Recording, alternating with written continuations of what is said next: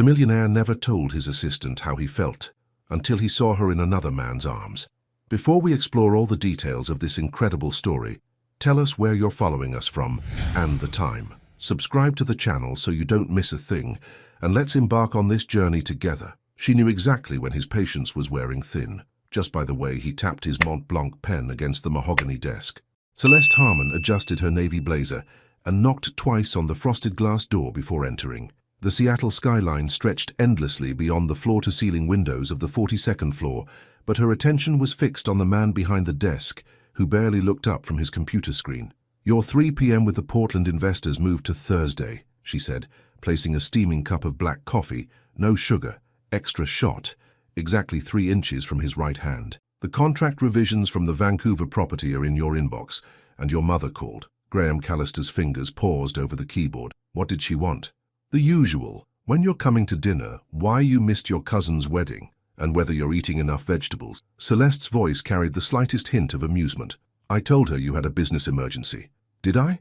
"You always do." For the first time that afternoon, Graham glanced up. Celeste stood with perfect posture, her dark hair pulled back in a sleek bun, a small silver pen tucked behind her ear. She wore minimal makeup, but her natural beauty needed no enhancement. What struck him most, as it had for 5 years, was the intelligence in her brown eyes, the way she seemed to read situations, people, him, with an accuracy that both impressed and unnerved him. "The Meridian Group wants to move the meeting to their offices," she continued, consulting her tablet. "Something about wanting you to see their vision firsthand. I said we'd consider it." "We?" The word slipped out before he could stop it. Celeste's eyebrow raised almost imperceptibly. "You, obviously." Graham cleared his throat and returned to his screen. "Set it up, but I want you there for the negotiation." "Of course, you always do." There it was again, that subtle acknowledgement of their partnership that existed in the grey space between professional necessity and something deeper.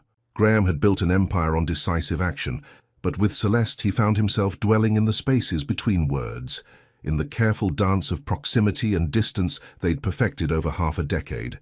She moved to the corner table where his lunch sat untouched again. "You know, most people actually eat the food they order. I was busy." "You're always busy." She picked up the sandwich, removed the tomatoes without being asked, and placed it back down. "But nutrition isn't optional even for hotel moguls."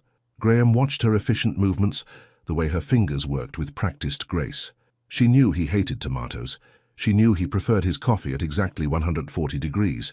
She knew that when he loosened his tie, it meant he was thinking through a problem, and when he removed his cufflinks, it meant he'd found the solution. But what did he know about her? He knew she read mystery novels during her lunch breaks.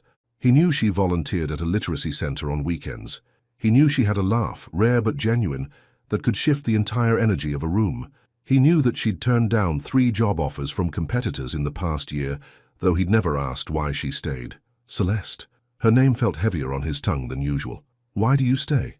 The question hung in the air like smoke. She turned slowly, and for a moment her professional mask slipped just enough to reveal something vulnerable underneath. "Because," she began, then seemed to reconsider. "Because someone has to make sure you eat your vegetables." The deflection was skillful, but Graham caught the hesitation. In the silence that followed, the city hummed 42 floors below them, oblivious to the careful war of proximity and restraint being waged in the corner office of the Callister Hotel Group. "Your 4 p.m. is here," she said finally, checking her phone. "The architect from Chicago." "Send him in." But as Celeste moved toward the door, Graham found himself studying the elegant line of her neck, the confident set of her shoulders, the way she commanded respect without demanding it. He'd built his success on reading people, on understanding what they wanted before they knew it themselves. So why, after 5 years, did the woman who knew him better than anyone remain such a beautiful mystery? As the door closed behind her, Graham realized he was holding his breath, and for the first time in years, he wondered what would happen if he finally exhaled. What would you risk to tell someone the truth you've been hiding for 5 years? 3 days later, she found him standing in the rain without an umbrella. Celeste had left the office at exactly 6:47 p.m., later than planned, but Graham's conference call with the Tokyo investors had run long. She'd stayed, of course, taking notes, managing the technical difficulties when the video feed cut out, and ensuring the deal that would expand Callister Hotels into the Asian market stayed on track. Now, stepping out of the Meridian Tower into the Seattle drizzle, she spotted his silhouette across the street. Graham stood motionless on the sidewalk, his expensive charcoal suit darkening with rainwater, staring at something she couldn't see. Most people would have minded their own business. Celeste wasn't most people. She crossed the street, her heels clicking against the wet pavement, and stopped beside him. "Bad news or good news?" Graham startled, as if he'd forgotten the world existed beyond whatever internal storm was raging in his mind. "What?" People usually stand in the rain for one of two reasons, celebration or devastation. So which is it? He looked down at her, water droplets catching in his dark hair, and something shifted in his expression. "Maybe I just forgot my umbrella." "You never forget anything. It's one of your more annoying qualities." Celeste opened her compact umbrella and held it over both of them, forcing them into a space barely wide enough for two. "Try again." The warmth of her presence, the subtle scent of her perfume mixing with the rain-washed air, made Graham's chest tighten. They were close enough that he could see the small scar above her left eyebrow, a childhood accident she'd mentioned once years ago, and the way her breathing created tiny clouds in the cool evening air. "The Morrison deal fell through," he said finally. Celeste's expression shifted to concern.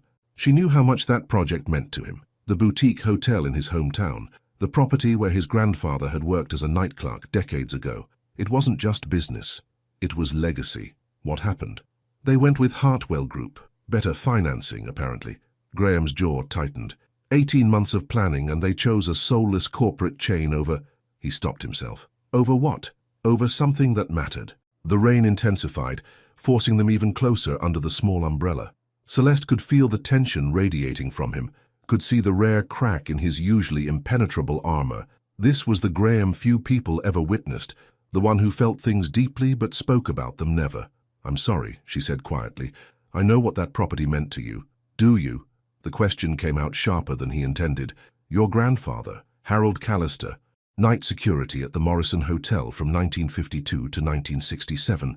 He used to tell you stories about the guests, about the dreams that walked through those doors every night." Celeste's voice was gentle, matter of fact. "You wanted to restore it and rename it the Harold. You've had the blueprints in your bottom desk drawer for 3 years. Graham stared at her, stunned. He'd never told her about the blueprints. He'd never told anyone about the name. "How did you—" "I notice things. It's what you pay me for." But her smile was soft, understanding. "And some things matter too much to hide completely." A businessman rushed past them, collar turned up against the rain, and the brief interruption broke whatever spell had been weaving between them. Graham straightened, his professional mask sliding back into place like armor. "I should get home," he said. "You should. Mrs. Chen is probably waiting with dinner." Celeste had arranged for the housekeeper to prepare his meals when she'd noticed him living on nothing but coffee and conference room pastries. "Celeste," Graham hesitated, and for a moment she thought he might say something real, something that acknowledged the way she seemed to understand pieces of him he'd never shared with anyone. Instead, he stepped out from under the umbrella. "Thank you for staying late." "Of course." She watched him walk away, his tall frame disappearing into the rain and the evening crowd. Only when he was completely out of sight did she realize her heart was racing. Back in her small Capitol Hill apartment, Celeste poured herself a glass of wine and tried to shake the image of Graham standing vulnerable in the rain. She'd seen him negotiate million-dollar deals without breaking a sweat, fire executives without flinching, and charm board members who'd arrived ready for war. But she'd never seen him look lost. Her phone buzzed, a text from her sister Delia. "Still working for Mr. Mysterious? Girl, 5 years is long enough to wait for a man to notice you exist." Celeste stared at the message for a long moment before typing back, "It's not like that." But even as she sent the response, she knew it was a lie. And somewhere across the city, Graham stood at his penthouse window, still thinking about the way she'd known exactly why he was standing in the rain. The invitation arrived on a Tuesday, and it changed everything. Celeste was sorting through Graham's mail when she found it, heavy cream cardstock with elegant gold lettering. The Belmont Foundation's annual gala, black tie, silent auction. All proceeds benefiting literacy programs across the Pacific Northwest. She knocked on Graham's office door, holding the invitation. "The Belmont Gala. Should I RSVP for 1 or 2? Graham looked up from his laptop, his tie already loosened despite it being only 2 p.m. "Pass. Send a donation instead." "Graham." Celeste's tone carried the gentle insistence of someone who'd spent 5 years managing his social obligations. "This isn't optional. Half of Seattle's business community will be there. including 3 hotel chains you're trying to acquire properties from. Then you go. You're better at networking than I am anyway." The suggestion hung in the air like a challenge. Celeste set the invitation on his desk, her fingers brushing against the expensive paper. "You want me to represent Callister Hotels at the city's most prestigious charity event? Why not? You represent me everywhere else." There was something different in his voice, a careful distance that hadn't been there since the rain incident 3 days ago. Celeste studied his face, noting the way he avoided her eyes, the tension in his shoulders that suggested he was working very hard to appear casual. "Is this about Morrison?" "This is about efficiency." Graham's response was too quick, too polished. "You understand the business better than most executives. You know what we need. What we need. Always we when it came to business, never we when it came to anything that mattered." "Fine," Celeste said finally. "I'll go." Something flickered across Graham's expression. Surprise maybe, or disappointment that she'd agreed so easily, but it was gone before she could be sure. "Good. Take the company card for address. Something." He gestured vaguely, then stopped himself. Something what? Professional, appropriate. The word stung more than it should have. Celeste had been appropriate for 5 years. The perfect assistant, the ideal business partner, the woman who knew exactly how much space to occupy and never asked for more. "Of course," she said quietly. "Appropriate." That evening, Celeste stood in the fitting room at Nordstrom, staring at her reflection in a conservative black dress that screamed assistant at a corporate function. It was perfectly appropriate, utterly forgettable. Her phone rang. "Delia." "Please tell me you're not buying something boring," her sister said without preamble. "How did you—" "Sister telepathy. Plus you always shop when you're frustrated. What did Mr. Mysterious do now?" Celeste sank onto the fitting room bench, suddenly exhausted. "He wants me to go to the Belmont Gala, alone, to represent the company." "Okay, and?" "And nothing. That's the point. I'm the appropriate choice, professional, safe." She stared at herself in the mirror. "God, Delia, when did I become so safe?" "Honey, you've been safe since the day you started working for him. The question is, are you tired of it?" Celeste closed her eyes. Was she tired of it? Tired of loving someone who saw her as indispensable but invisible? Tired of being the woman who knew everything about Graham Callister, except what it felt like to be chosen by him? "There's this other dress," she said suddenly. "Show me." Celeste sent a photo of the emerald green silk she'd been trying to ignore, the one that made her skin glow and her eyes shine, the one that was definitely not appropriate for an assistant. "Buy it," Delia said immediately. "I can't. It's not appropriate. I heard you the first time. But here's a radical thought. Maybe tonight isn't about being appropriate. Maybe it's about being seen." 2 hours later, Celeste stood in her apartment, the emerald dress hanging on her closet door like a question she wasn't sure she was ready to answer. Meanwhile, across the city, Graham sat in his empty penthouse, staring at his own invitation to the Belmont Gala. He'd lied to Celeste, of course he was going. He went every year. But the thought of watching her work the room, charming investors and potential partners, being brilliant and beautiful and completely out of his reach. It felt like a special kind of torture. He picked up his phone twice to call her, to say he'd changed his mind, that they should go together. But each time he set it down again, because what if she said no? What if 5 years of careful professional distance had taught her exactly how much, or how little, he was willing to offer? Graham poured himself a scotch and tried not to think about Celeste in whatever appropriate, forgettable dress she'd chosen. He had no idea that across town she was holding something emerald green, and wondering if she had the courage to stop being invisible. Sometimes the biggest risk isn't falling, it's finally deciding to fly. She chose the emerald dress. Standing in the marble foyer of the Grand Hyatt, Celeste smoothed the silk that hugged her curves like liquid confidence.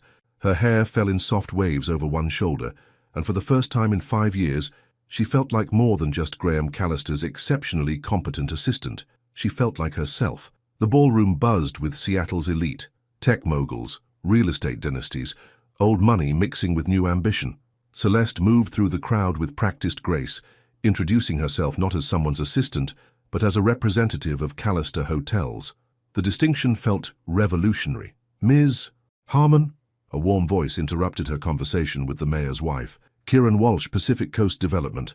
Celeste turned to find a man in his early 30s, sandy hair, easy smile, and the kind of confidence that came from success earned rather than inherited. She recognized the name. His company had been making strategic acquisitions up and down the West Coast. "Mr. Walsh, I know your work. The Portland renovation project was impressive. Coming from Callister Hotels, that's high praise." His green eyes, nearly the same shade as her dress, sparked with genuine interest.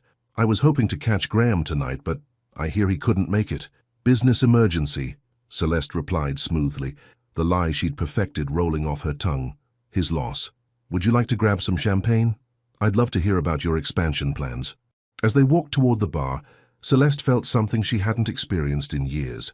The simple pleasure of being pursued, of being interesting to someone who didn't need his coffee at exactly 140 degrees. Across the ballroom, partially hidden behind a column, Graham watched it all unfold. He'd arrived 20 minutes ago, telling himself he was here for business networking, but his eyes had found Celeste within seconds, and when they did, something in his chest had stopped working properly. She was luminous. The emerald silk transformed her from the composed professional he saw every day into something that made every other woman in the room fade into background noise. Her laugh, that rare, genuine sound he'd only heard in unguarded moments, rang clear across the space as she talked to Walsh. Graham's hands clenched at his sides. He knew exactly who Kieran Walsh was. Young, successful, charming, and currently gazing at Celeste like she was the most fascinating woman he'd ever encountered. Which, Graham realized with painful clarity, she probably was. "Graham Callister? I thought you weren't coming tonight." He turned to find Vivian Melbourne, chairwoman of the Belmont Foundation, approaching with her trademark knowing smile. "Last-minute change of plans," he managed. "I see. And it has nothing to do with your stunning assistant holding court by the silent auction." Vivian's eyes twinkled with mischief. "That young woman of yours is quite the asset. Half the room is trying to figure out how to steal her away from you." "Your young woman." The phrase hit Graham like a physical blow, because she wasn't his, was she? She was his employee, his business partner, his... What? The woman who knew him better than anyone but chose to keep her distance. The woman who was currently laughing at another man's jokes while wearing a dress that should be illegal. "She's not..." Graham started, then stopped. What could he say? "She's not mine. She's not available. She's not interested in men who've spent 5 years treating her like expensive office equipment." "Not what, dear?" Vivian asked gently. Graham watched as Walsh leaned closer to Celeste, saying something that made her smile. Not her polite professional smile, but the real one that transformed her entire face. "She's not staying," he said quietly, the words coming from somewhere deep and desperate. "At the company, I mean. She's outgrown the position." It wasn't true, at least it wasn't true yet. But seeing her like this, confident, radiant, clearly capable of commanding any room she entered, Graham realized it should be true. Celeste Harmon was meant for bigger things than managing his calendar and remembering his preferences. She was meant for someone who saw her worth from the beginning. "Smart man," Vivian murmured, "though I suspect letting her go might be the hardest business decision you've ever made." Before Graham could respond, applause filled the ballroom. The evening's program was beginning, and people moved toward their assigned tables. Graham found his seat, table 12, strategically positioned with key investors, but his eyes tracked Celeste as she sat at table 6 with Walsh and several other young executives. Even from a distance, he could see how naturally she fit into the group, how her presence elevated the conversation. She belonged here, among peers who saw her as an equal. The realization should have made him proud. Instead, it felt like losing something precious he'd never had the courage to claim. As the first speaker took the stage, Graham made a decision that terrified him more than any business deal ever had. It was time to stop pretending he didn't love her. The question was, would he be brave enough to tell her before someone else discovered what he'd been too blind to see? The music started at 9:47 p.m., and with it came the moment Graham had been dreading. He watched from across the ballroom as Kieran Walsh extended his hand to Celeste, leading her onto the dance floor. The live jazz ensemble began a slow, sultry number that seemed designed to torture him, something about the way couples moved together, the intimacy of shared rhythm, the closeness he'd denied himself for 5 years. Celeste looked radiant in Walsh's arms, natural, happy. Graham's scotch turned bitter in his mouth. "Do you know," said a voice beside him, "for a man who built an empire on taking calculated risks, you're remarkably bad at the most important ones." He turned to find Vivian Melbourne settling into the chair next to him, her silver hair perfectly coiffed, her eyes sharp with the wisdom of someone who'd lived long enough to recognize every variety of human foolishness. "I'm sorry." The young woman in green, the one you can't stop staring at. The one who's currently dancing with someone brave enough to ask. Vivian sipped her champagne. How long have you been in love with her? Graham's jaw tightened. Mrs. Melbourne, I think you've misunderstood. 5 years, I'd guess. Probably from the moment she walked into your office and reorganized your entire life. Vivian's smile was knowing. I've been married to the same man for 43 years, dear. I recognize the look of someone who's found their person, but is too stubborn to admit it. On the dance floor, Walsh said something that made Celeste laugh, her head tilting back in genuine delight. The sound carried across the ballroom like a melody Graham had forgotten he was desperate to hear. She's my employee, he said quietly. She's your equal. There's a difference. It would be inappropriate. What's inappropriate is wasting time on pride, when life is short and love is rare. Vivian's tone sharpened. That young man dancing with her, he's not seeing an employee, he's seeing a brilliant, beautiful woman who deserves someone who appreciates her worth. Graham's hands clenched around his glass. You don't understand the complications. I understand that you're about to lose her. Vivian stood, smoothing her elegant black dress. And I understand that some regrets we carry for the rest of our lives. She walked away, leaving Graham alone with his scotch and the sight of Celeste swaying in another man's arms. The song ended, but Walsh didn't let go immediately. They stood close, talking quietly, and Graham could see the exact moment when Walsh asked her something that made her blush. A dinner invitation probably, or coffee, or something that would take her further away from the careful, professional distance they'd maintained for 5 years. Graham stood abruptly, abandoning his drink and weaving through the crowd. He had no plan, no speech prepared, no idea what he would say when he reached them. He only knew that watching Celeste slip away felt like drowning in slow motion. But halfway across the ballroom he stopped, because Celeste was looking directly at him. Their eyes met across the crowded dance floor, and for a moment the music, the conversations, the entire gala faded into background noise. She stood perfectly still in the circle of Walsh's arms, but her gaze was locked on Graham with an intensity that made his chest tight. He saw surprise in her expression, then confusion, then something that might have been hope. Walsh followed her gaze and spotted Graham. "Mr. Callister," he said with easy confidence, "I was hoping you'd make it tonight."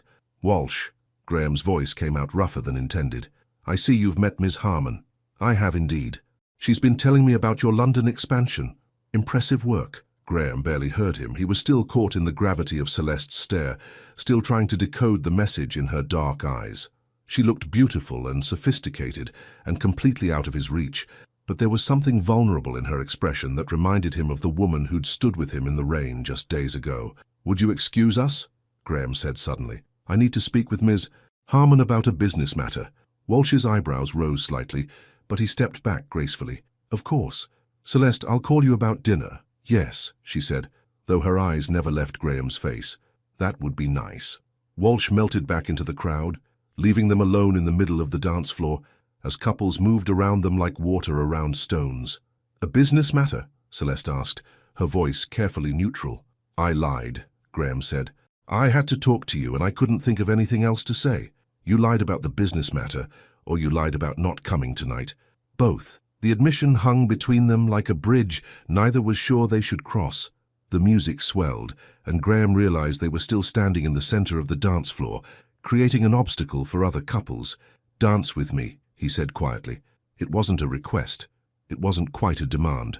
It was something desperate and raw that bypassed every professional boundary they'd constructed. Celeste hesitated for exactly 3 seconds.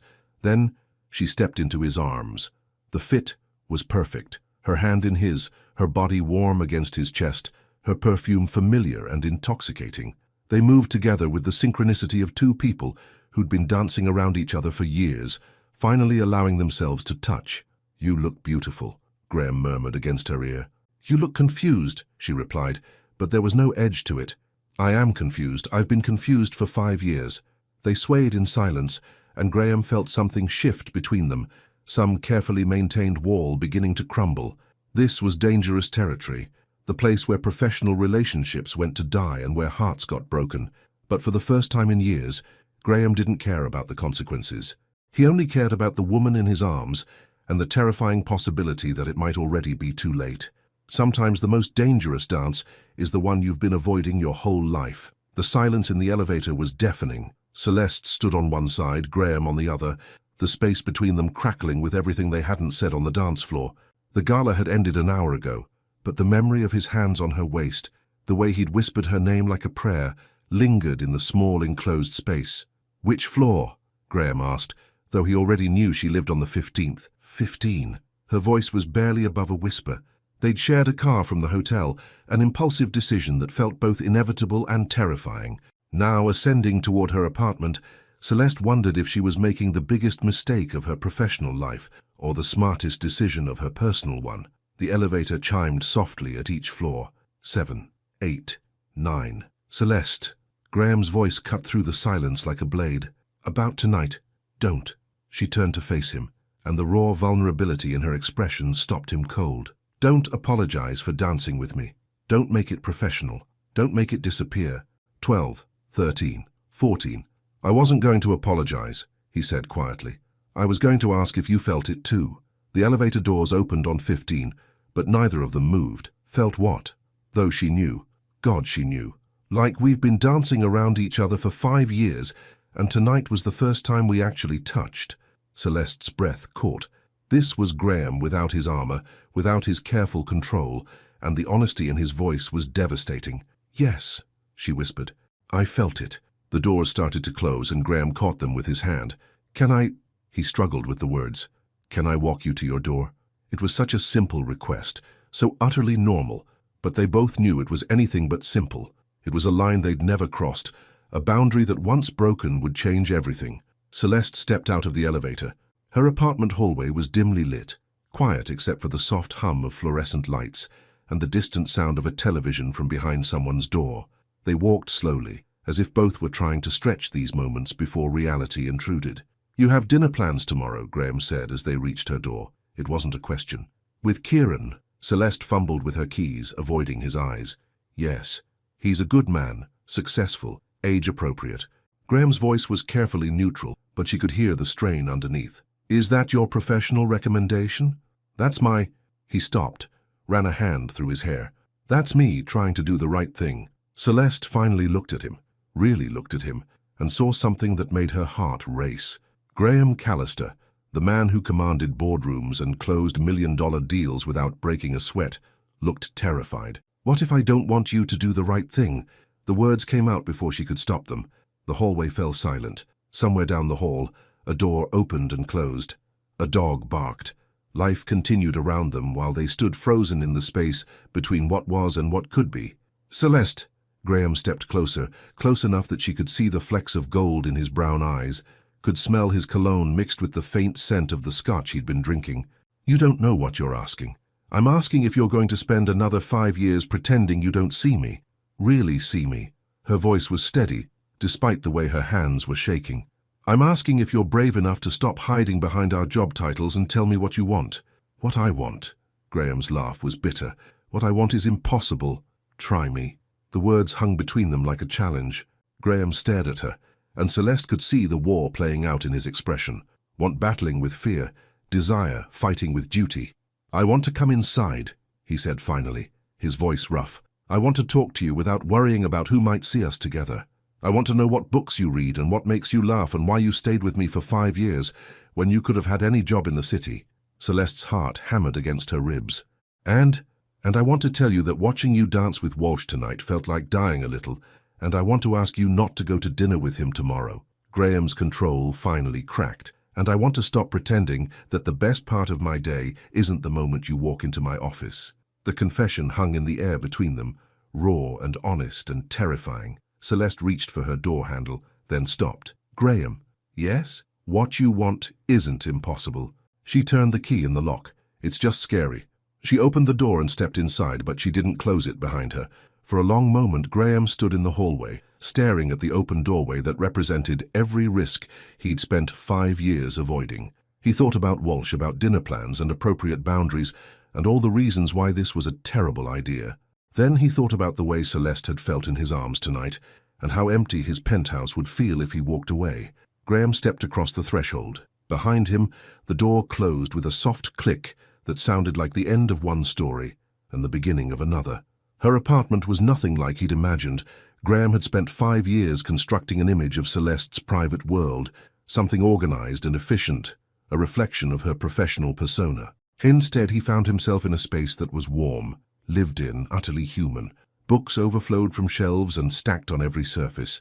A half-finished crossword puzzle lay on the coffee table next to a mug with the remnants of tea. Soft throws draped over a worn but comfortable-looking sofa. It was the home of someone who actually lived, not just existed. "I wasn't expecting company," Celeste said, moving to turn on a table lamp. The soft light cast golden shadows across her face, and Graham realized this was the first time he'd seen her in her own environment, outside the corporate glass and steel that had defined their relationship.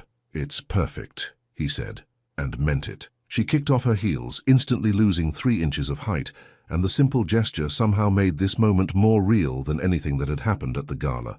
This was Celeste, not the polished professional who managed his calendar, but the woman who read mystery novels and left tea mugs on coffee tables. "Would you like something to drink?"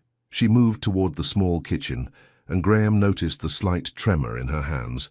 She was nervous. The realization was oddly comforting. He wasn't the only one venturing into uncharted territory. "Whatever you're having." She filled the kettle, her movements precise, despite her obvious tension. "Chamomile okay? Fair warning, it's the opposite of coffee. Might put you to sleep." "I don't think sleep is a possibility tonight." The words hung in the air, loaded with implication. Celeste's hands stilled on the teacups. "Graham." She turned to face him, and in the soft kitchen light she looked younger, more vulnerable. "What are we doing?" It was the question he'd been avoiding since the moment he'd stepped into her apartment. What were they doing? Destroying 5 years of careful professional boundaries, creating a situation that could implode both their careers, following a thread of attraction that had been building since the day she'd walked into his office. "I don't know," he admitted. "I've spent so long not thinking about it that I'm not sure how to think about it." "But you are thinking about it, not a question. I'm thinking about how you knew I was standing in the rain before I said anything wrong. I'm thinking about how you've never once made me feel like an obligation, even when managing my life is literally your job." Graham moved closer, drawn by her gravity. "I'm thinking about how I've been lying to myself for 5 years. The kettle whistled, sharp and insistent. Celeste turned off the heat, but made no move to pour the water. "What have you been lying about?" This was it, the moment where careful words and professional boundaries would either save them or doom them completely. "That what I feel for you is appropriate, professional, manageable." Graham's voice was barely above a whisper. "That I don't think about you when I'm alone in my office. That I don't look forward to Monday mornings because it means seeing you again. That I don't care when other men notice you." Celeste's breath caught. "Graham, I know this complicates everything. I know I'm your boss, and you're my employee, and there are 1,000 reasons why this is a terrible idea." He ran his hands through his hair, destroying the perfect styling. "But I also know that watching you dance with Walsh tonight made me realize I'd rather risk everything than spend another day pretending I don't love you." The words landed between them like stones dropped in still water, creating ripples that changed everything. Celeste stared at him, her eyes wide with shock and something that might have been wonder. "You love me? I've loved you for years. I just never had the courage to admit it." She was quiet for so long that Graham began to fear he'd misread everything, the tension between them, the way she'd looked at him on the dance floor, the invitation implicit in leaving her door open. Then she stepped closer. "Do you know what I thought about every morning for 5 years?" she asked softly. Graham shook his head. "I thought about what it would feel like if you looked at me the way you look at a problem you're determined to solve, with focus, with intent, like I mattered beyond my ability to manage your schedule." "Celeste," he reached for her hands, and she didn't pull away. "I thought about what it would be like if you saw me as more than just someone who remembers you don't like tomatoes." Her fingers tightened around his. "I thought about whether you'd ever be brave enough to find out what we could be if we stopped hiding behind professionalism." "And now?" She looked up at him, and in her eyes he saw the reflection of his own longing, his own fear, his own desperate hope. "Now I think we're about to find out." Graham cupped her face in his hands, his thumbs tracing the line of her cheekbones. This close, he could see the tiny freckles across her nose, could count the flecks of gold in her brown eyes. "Are you sure?" he whispered. Instead of answering, Celeste rose on her toes and kissed him. It was soft at first, tentative, a question rather than a statement, but when Graham's arms came around her, when he pulled her closer and deepened the kiss, it became something else entirely, 5 years of careful distance dissolving into heat and need, and the terrifying joy of finally touching the person who had become essential to his existence. When they broke apart, both breathing hard, Graham rested his forehead against hers. "This changes everything," he murmured. "Good," Celeste whispered back. "Everything needed changing. Sometimes the biggest risk is not taking one at all." Celeste woke to the sound of rain against her bedroom window and the disorienting realization that her life had fundamentally changed in the space of 12 hours. Graham was gone. She knew that without opening her eyes. The apartment felt different, quieter, charged with the memory of whispered conversations that had stretched past 3 a.m. They hadn't slept together, but they had done something perhaps more intimate. They had talked. Really talked, without the careful barriers that had defined 5 years of interaction. She found a note on her kitchen counter, written in Graham's precise handwriting. "Had to leave early for the Vancouver call. We need to talk about yesterday. Yesterday." As if one word could encapsulate the complete transformation of everything they'd built together. Celeste poured herself coffee, weak with sugar, the exact opposite of how Graham took his, and tried to figure out what came next. In romance novels, the morning after was always clear. Happiness, complications, or heartbreak. Real life, apparently, was messier. Her phone buzzed. A text from Kieran, "Looking forward to dinner tonight. 7 p.m. at Canlis. Dinner with Kieran." The obligation she'd made before Graham had kissed her in this very kitchen and changed the fundamental math of her existence. Before she could figure out how to respond, her phone rang. "Graham." "Good morning." His voice was carefully neutral, the tone he used for difficult board meetings. "Good morning." She found herself mirroring his caution. "About last night." "Graham, please don't." Celeste closed her eyes. "Don't make it professional. Don't make it a mistake." "I wasn't going to." A pause. "I was going to say that I've been thinking about it since I left your apartment, and I can't figure out how to be your boss today." The honesty in his voice broke something open in her chest. "Then don't be." "What?"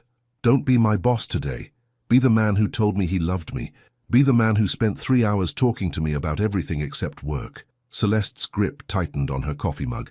"Be Graham, not Mr. Callister." Silence stretched between them, and she could practically hear him thinking, weighing options, calculating risks. "I have meetings until 4, he said finally. "But after that, could we talk? Really talk about what this means?" "Yes. Your place, or neutral territory," Celeste said quickly. The memory of his hands in her hair, of the way he'd looked at her in the soft lamplight, was still too fresh. "Somewhere we can think clearly. Lincoln Park, the bench by the pond. 5 o'clock. I'll be there." After she hung up, Celeste stared at her phone for a long moment before typing a response to Kieran. "Something came up. Can we reschedule? I'm sorry for the short notice." His response came quickly. "Everything okay? You seemed distracted last night after your boss showed up." "Everything's complicated," she typed back. "But okay. Boss complications are the worst kind. Call if you need to talk." Celeste set her phone aside and tried to focus on getting ready for work. But every routine gesture, choosing her clothes, pinning her hair back, gathering her files, felt loaded with significance. How did you dress for the office when everything had changed? How did you look at someone professionally when you'd spent the night before discovering what his laugh sounded like when he was truly relaxed? The answer, she discovered 2 hours later, was that you didn't. Graham was already in his office when she arrived, bent over a stack of contracts with the focused intensity she knew meant he was avoiding something. He looked up when she knocked, and for a moment, their eyes met with the raw honesty of the night before. Then his phone rang and the moment fractured. "Callister Hotel's Vancouver project," he answered, his voice shifting back into business mode. Celeste set his coffee down, black extra shot, exactly 140 degrees, and tried to pretend her hands weren't shaking. The day passed in a series of surreal moments, Graham asking her to reschedule the Portland meeting while carefully not meeting her eyes, Celeste taking notes during his conference call while acutely aware of his hands as he gestured, a lunch meeting where they sat across from investors and performed their usual professional dance, while both thinking about whispered confessions in a kitchen lit by lamplight. By 3 p.m., the tension was unbearable. "Mr. Callister?" Celeste stood in his doorway using his formal title like armor. "Do you have a moment to discuss the Morrison project?" Graham looked up, and she saw understanding flash in his eyes. "The Morrison project. The hotel deal that had fallen through, the one that had left him standing vulnerable in the rain. It was code, a way to acknowledge what lay between them without saying it outright. Of course. Close the door. She did. And suddenly, they were alone in the glass-walled office that had contained 5 years of careful distance. "This is impossible," Graham said without preamble. "Which part? Working together or pretending nothing happened?" "Both." He stood, moving to the window that overlooked the city where they'd both lived separate lives until 12 hours ago. "I can't concentrate. I keep thinking about the way you looked at me when I told you I loved you. I keep thinking about the way you said it, like it was something you'd been carrying for a long time." "I have been." Celeste moved closer, drawn by the vulnerability in his voice. "Graham, what are you afraid of?" He turned to face her, and in the afternoon light streaming through the windows, she could see the exhaustion in his eyes, the cost of trying to maintain normalcy when everything had shifted. "I'm afraid that this morning was real and last night was a beautiful mistake. I'm afraid that you'll realize you can't respect a boss who lost his professional boundaries. I'm afraid that I've ruined the best working relationship I've ever had for something that might not survive outside your apartment." The words hung between them like a confession and a challenge. "You want to know what I'm afraid of?" Celeste asked. Graham nodded. "I'm afraid that you'll decide this is too complicated and retreat back into being Mr. Callister. I'm afraid you'll convince yourself that what we felt last night was just proximity and champagne." She stepped closer, close enough to see the gold flecks in his brown eyes. "I'm afraid you'll choose safety over truth." Before Graham could respond, his assistant's voice crackled through the intercom. "Mr. Callister, the Vancouver investors are on line 1. Reality intruded like cold water." Graham looked at the phone, then at Celeste, and she could see him calculating duty versus desire, professional obligations versus personal truth. "Take a message," he said finally, his eyes never leaving her face. "Tell them I'll call back." "Sir?" "You heard me." For the first time in 5 years, Graham Callister had chosen something over business, and in that choice, Celeste saw the answer to all her fears. Lincoln Park at 5 p.m. was alive with the rhythm of Seattle life winding down, joggers following the waterfront path, couples walking dogs, children feeding ducks at the pond. But for Celeste, sitting on the weathered wooden bench they'd agreed upon, the world felt precariously balanced on the edge of change. Graham arrived exactly on time, still wearing his charcoal suit, but with his tie loosened and his usually perfect hair slightly disheveled. He looked like a man who'd spent the afternoon wrestling with impossible decisions. "You came," he said, settling beside her on the bench. "Did you think I wouldn't? I thought you might have had time to think better of this, of us." Graham stared out at the pond where a family of ducks glided across the surface with deceptive calm. "I thought you might have realized that your boss falling in love with you is more complication than opportunity." Celeste turned to study his profile, the strong jaw, the slight lines around his eyes that spoke of too many late nights and difficult decisions, the way he held himself even now with careful control. "Is that what you've realized?" "I've realized that I don't know how to separate Graham from Mr. Callister when it comes to you." His voice was quiet, thoughtful. "I've realized that for 5 years you've seen me more clearly than I see myself, and I've realized that terrifies me." A jogger passed them, earbuds in, oblivious to the conversation that felt like it was rewriting the fundamental rules of two people's existence. "What terrifies you about it?" Celeste asked. Graham was quiet for so long she thought he might not answer. When he spoke, his words came slowly as if each one cost him something. "You know me, Celeste, really know me. You know that I eat the same breakfast every morning because change makes me anxious. You know I work late because my empty apartment feels like failure. You know I'm better at reading quarterly reports than reading people." He finally turned to look at her. "What if knowing me that well means you know I'm not worth the risk?"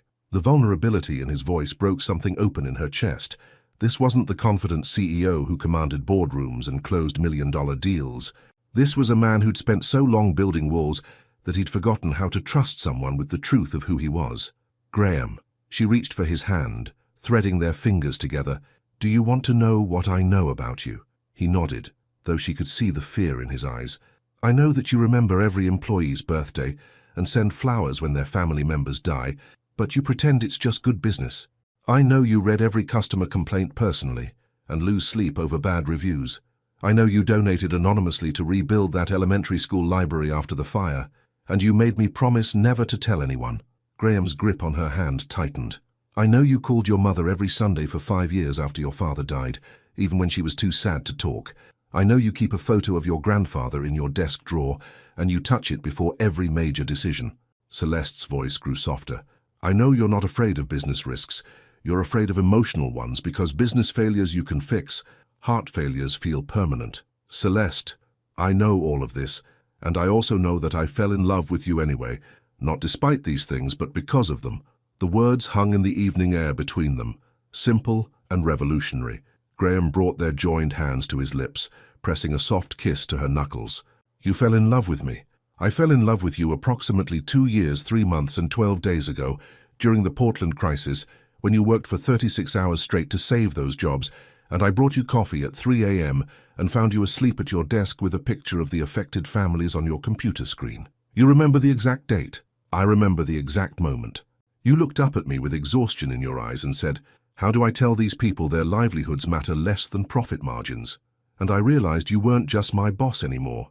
You were the man I wanted to spend my life protecting from a world that didn't deserve his heart. Graham stood abruptly, running his hands through his hair as he paced the small space in front of the bench. This is insane. We work together. I'm your boss. There are policies, procedures, consequences. There are also choices. Celeste remained seated, watching him struggle with the war between his head and his heart. You can choose policies, or you can choose me, but you can't choose both. It's not that simple. It's exactly that simple.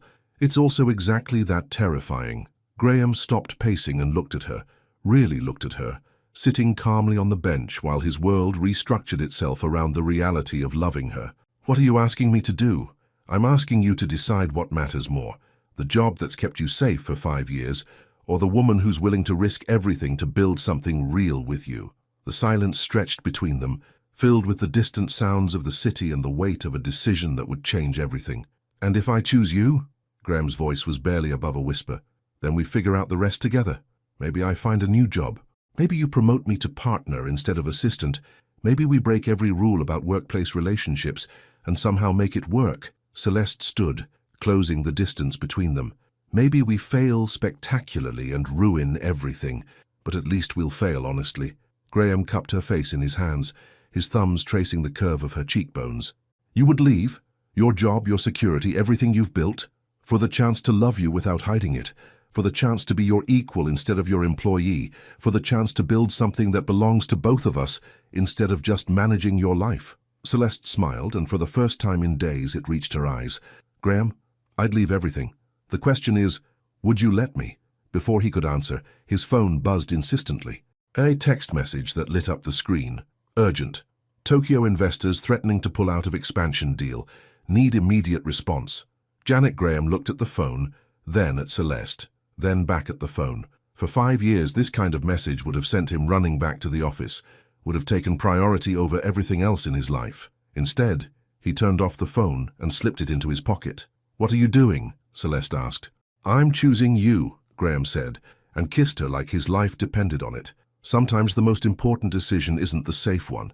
It's the one that makes you brave enough to become who you're meant to be. 3 weeks later, Celeste stood in the conference room on the 42nd floor, facing the Callister Hotel's board of directors and feeling like she was about to jump off a cliff. The mahogany table gleamed under the fluorescent lights, reflecting the faces of 12 executives who had built their careers on calculated risks and predictable outcomes.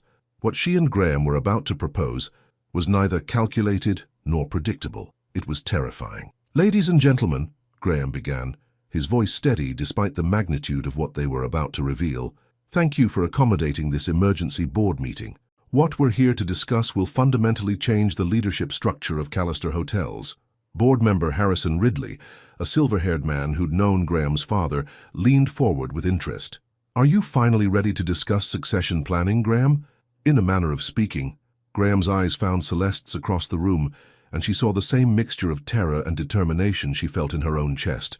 I'm here to recommend the immediate promotion of Celeste Harmon to Chief Operations Officer, with a full partnership stake in Callister Hotels. Silence filled the room like smoke. COO? Margaret Yang, the board's financial advisor, flipped through her papers.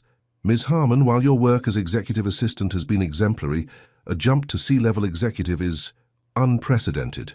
Celeste stood, her heart hammering against her ribs. This was the moment they'd planned for, rehearsed for, lost sleep over for 3 weeks. "You're right, Ms. Yang. My path to this room has been unconventional." Her voice was clear, confident. "But for 5 years, I haven't just been managing Mr. Callister's schedule. I've been analyzing market trends, identifying expansion opportunities, and helping to structure deals that have generated over 200 million in revenue." She moved to the projection screen, clicking through a presentation that represented weeks of late-night preparation. "The Portland acquisition? I identified the property and ran the initial feasibility analysis. The Vancouver expansion? I built the financial model that convinced the investors. The Morrison deal that we eventually lost." Celeste's voice didn't waver. "I had already identified 3 alternative properties that would have served the same legacy purpose at 60% of the cost." Ridley's eyebrows rose. "You're saying you've been functioning as an uncredited executive?" "I'm saying she's been functioning as my partner," Graham interjected, standing beside her. "And it's time we made that official." "This is highly irregular," said David Chen, the board's legal counsel. "Promoting an assistant to Promoting the most qualified person in this room to COO," Graham corrected, his voice carrying an edge of steel. "Board members, with all due respect, how many of you could tell me our occupancy rates in Portland for the 3rd quarter? How many know which properties are underperforming and why? How many have actually read the customer satisfaction reports from our Seattle flagship?" Uncomfortable silence. "Celeste knows all of this. Not because it's her job, but because she understands that our success depends on the details everyone else considers beneath them." Margaret Yang looked between them shrewdly. "Mr. Callister, this recommendation seems personal. Is there something else we should know about your relationship with Ms. Harmon?" The question Celeste had been dreading. The moment when professional advancement would collide with personal truth. Graham stepped closer to her, close enough that the board couldn't miss the significance of the gesture. "Yes," he said simply, "there is." Celeste felt her breath catch. They had agreed to keep their relationship separate from the business discussion, to let her qualifications speak for themselves before revealing the personal dimension. But Graham was choosing honesty over strategy. "Ms. Harmon and I are involved personally as well as professionally." Graham's voice was steady, unflinching. "We've been transparent about this with HR and have consulted with legal about the proper protocols. But I want this board to understand, my recommendation isn't based on personal feelings. It's based on 5 years of watching the most capable person I've ever worked with be undervalued and underutilized." Ridley leaned back in his chair. "This complicates things considerably." "Does it?"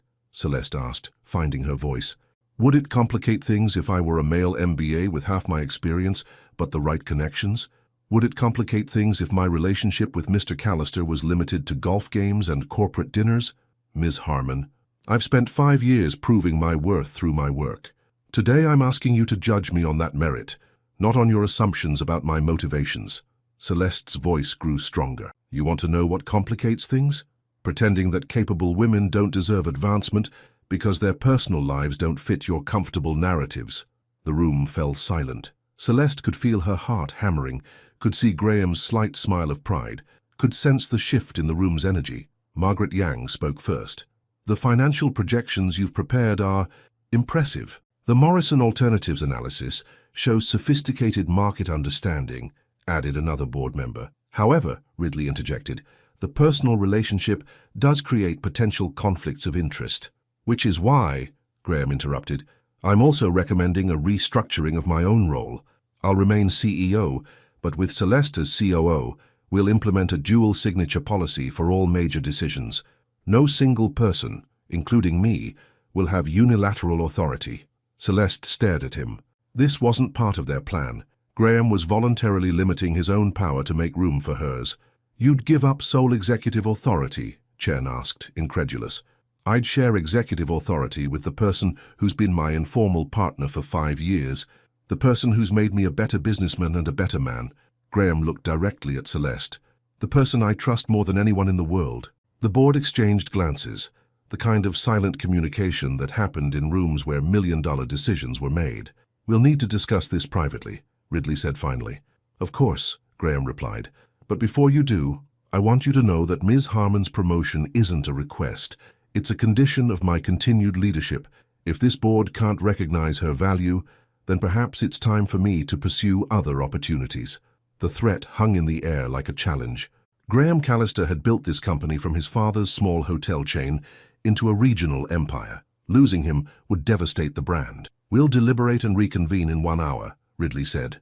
Outside the conference room, Celeste leaned against the wall, trying to process what had just happened. "You threatened to quit," she said. "I stated my position," Graham replied, loosening his tie. "There's a difference."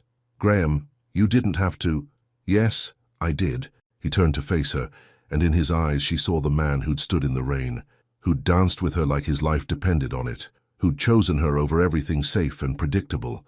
"I spent 5 years watching you make me successful while staying in the shadows. I won't spend another day pretending you're not essential to everything I've built." An hour later, they were back in the conference room. "After considerable discussion," Ridley began, "the board has reached a decision." Celeste held her breath. "Ms. Harmon, welcome to Callister Hotels as Chief Operations Officer and Junior Partner." The words hit her like a wave of relief and terror and joy all at once. Graham's hand found hers under the table, and she squeezed back, trying to believe that this was real. "However," Ridley continued, "there will be conditions. Quarterly performance reviews for the first year, full transparency about decision-making processes, and," he smiled slightly, "a very robust HR policy about workplace relationships." As the meeting dissolved into logistics and congratulations, Celeste found herself standing at the window that had framed 5 years of careful professional distance. "So," Graham said, joining her at the window, "ready to be my business partner?" "Ready to be your equal partner," she corrected. "In business and everything else?" Celeste turned to look at him. Not Mr. Callister, not her boss, but Graham, the man who'd risked everything to give her the recognition she'd earned and the love she'd never dared hope for. "In everything else," she confirmed. And as Seattle spread out beneath them, 42 floors below, Celeste realized that sometimes the biggest risks led to the most beautiful rewards. 2 years later, the Morrison Hotel stood transformed against the Seattle skyline, its Art Deco facade gleaming in the late afternoon sun. Where once there had been broken windows and faded grandeur, now elegant script spelled out the Herald in bronze letters that caught the light like promises kept. Celeste stood in the lobby, watching the final preparations for the grand opening reception. Crystal chandeliers cast warm light over polished marble floors, and the walls displayed carefully curated photographs of the hotel's history, including one of Harold Callister in his security uniform, standing proud and dignified beside the original front desk. "The flowers arrived," Graham said, appearing beside her with that quiet way he had of moving through spaces. Even after 2 years as equal partners in business and life, his presence still made her heart skip slightly. Perfect timing. Celeste checked her tablet, a habit that would probably never fade, though now she was coordinating her own projects rather than managing someone else's schedule. The press should start arriving in an hour. Graham nodded, but she could see the tension in his shoulders, the way his fingers drummed against his leg. This hotel meant more to him than any business venture they'd tackled together. It was legacy, memory, and the completion of a promise made to a grandfather who'd worked these halls decades ago. "He would have loved this," Celeste said softly. "How do you always know exactly what I'm thinking?" "Practice," she smiled, straightening his tie with the automatic gesture of someone who'd been caring for this man's details for 7 years, though the context had evolved considerably. "And because your grandfather's photo is still in your desk drawer, and you touched it 3 times during this morning's budget meeting." Graham caught her hands, stilling them against his chest. "Some things don't change. The important things don't," she agreed. Around them, the hotel hummed with purposeful activity. Staff members, many of whom had worked with Callister Hotels for years, moved with the easy confidence of a team that knew their leaders trusted them completely. It was a different energy than the corporate efficiency of their main offices, warmer somehow, more personal. "Ms. Harmon," a young woman with a press badge approached them. "I'm Jennifer Morrison from the Seattle Business Journal. Could I have a few minutes for the profile piece?" Celeste suppressed a smile. Even after 2 years as COO, after dozens of successful projects and a partnership that had increased company profits by 40%, journalists still seemed surprised to find her in charge of major initiatives. "Of course," Celeste replied, "though you should know that this project has been a true collaboration. Mr. Callister and I designed every aspect of the Herald together. That's actually what I wanted to ask about. Your professional partnership is rather unconventional." "In what way?" Graham asked, stepping closer to Celeste in a gesture that had become second nature. Well, the dual leadership structure, the shared decision-making authority, and Jennifer glanced between them, clearly fishing for the personal angle. The rumored romantic relationship. Celeste and Graham exchanged a look, the kind of wordless communication that had developed over years of reading each other's thoughts in boardrooms and breakfast conversations. Not rumored, Celeste said simply. We've been transparent about our relationship from the beginning. Graham and I are business partners and life partners. How do you make that work? The potential conflicts of interest, the professional boundaries? The same way any successful partnership works, Graham replied. Mutual respect, clear communication, and the understanding that we're stronger together than apart. And when you disagree on business decisions, Celeste laughed, the sound that had first caught Graham's attention in a conference room 7 years ago. We argue like civilized adults, and then we compromise. Revolutionary concept, I know, Jennifer scribbled notes. And the success speaks for itself. Callister Hotels has expanded into 3 new markets since your promotion, Miss Harmon. Our expansion, Celeste corrected gently. Everything we've achieved has been collaborative. As the interview concluded, and Jennifer moved on to photograph the lobby, Graham and Celeste found themselves alone for a moment in the restored space that represented so much of their journey. Do you remember? Graham said, looking up at the chandelier that had been painstakingly restored to its original brilliance. When you asked me why I was standing in the rain, I remember you pretending you'd just forgotten your umbrella. I was thinking about this place, about my grandfather, about promises I wasn't sure I could keep. Graham turned to face her fully. I never imagined I'd be standing here with you, that we'd have built this together. Celeste moved closer, close enough to see the gold flecks in his brown eyes that had fascinated her since the beginning. What were you afraid you couldn't keep? The promise that his work mattered, that the stories he told me about the dreams that walked through these doors every night, that they were worth preserving. Graham's voice grew softer. I was afraid I'd lose this place to someone who saw it as just another property to develop. Instead, you gave it new life. We gave it new life. We gave it a future that honors its past. Graham reached into his jacket pocket and pulled out a small worn photograph. Harold Callister, young and proud in his security uniform. He's going in the place of honor behind the concierge desk. Celeste took the photograph, studying the face that shared Graham's strong jaw and determined eyes. He looks like someone who understood that the real work happened in the quiet moments, the care you don't see but feel, like someone else I know. Before Celeste could respond, the lobby began filling with guests, investors, city officials, longtime employees, and journalists. The reception was beginning, and they had responsibilities as hosts. But as they moved through the crowd, greeting guests and sharing the story of the Harold's restoration, Celeste found herself thinking about the journey that had brought them here, from that first day when she'd walked into Graham's office to organize his life, to this moment when they stood as equals in a space they'd created together. Ladies and gentlemen, Graham's voice carried across the lobby as he called for attention. Thank you all for being here tonight to celebrate the opening of the Harold. The crowd quieted, and Celeste felt that familiar flutter of pride watching Graham command a room. Some things, thankfully, never changed. This hotel represents more than just another Callister Hotels property, he continued. It represents the understanding that some places hold memories too precious to lose, and that sometimes the most important business decision is the one made with heart rather than just profit margins. Applause filled the space, warm and genuine. But I want to introduce you to the person who made tonight possible, not just through her incredible business acumen, but through her ability to see value where others see only challenges. Graham's eyes found Celeste in the crowd. My partner in every sense of the word, Celeste Harmon. As Celeste joined him, she felt the weight of the moment, not just the professional achievement, but the personal journey that had brought them to this point. The Harold, she began, her voice clear and confident, stands as proof that the best partnerships honor both vision and heart, that the most lasting success comes not from individual achievement, but from the courage to build something meaningful together.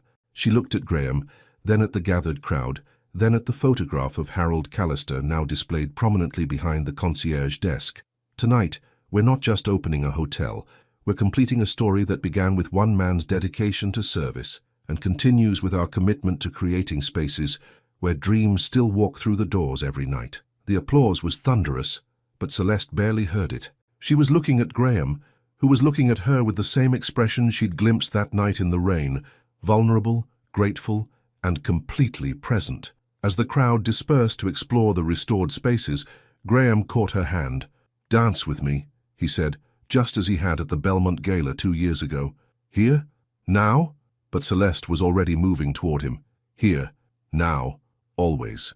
They swayed together in the lobby of the Herald, surrounded by the gentle hum of celebration and the soft light of restored chandeliers.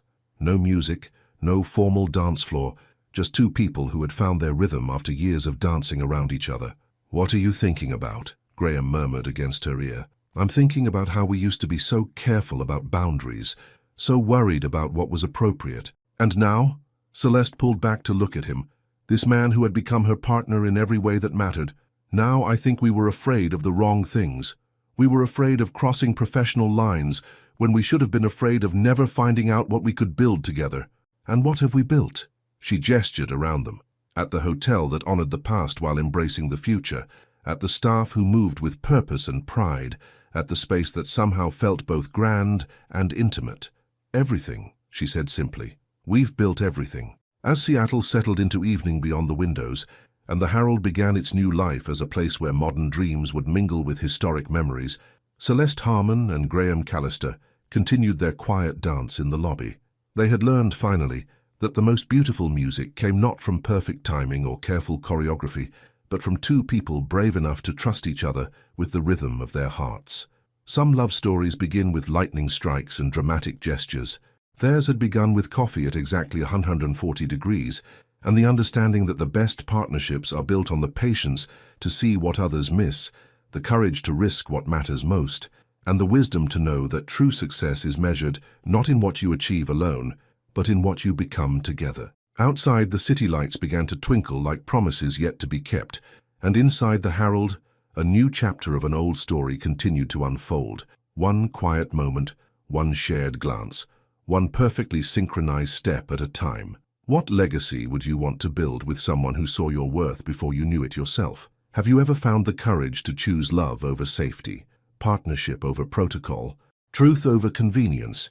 Sometimes the most profound transformations happen not in dramatic moments, but in the quiet decision to finally trust someone with the parts of yourself you've kept hidden. Your participation in the channel is very important. Please leave your opinion in the comments. Thank you so much for watching until the end. If you enjoyed this story, don't forget to subscribe to the channel, leave a like, and comment your thoughts. Your participation is very important to us. See you next time.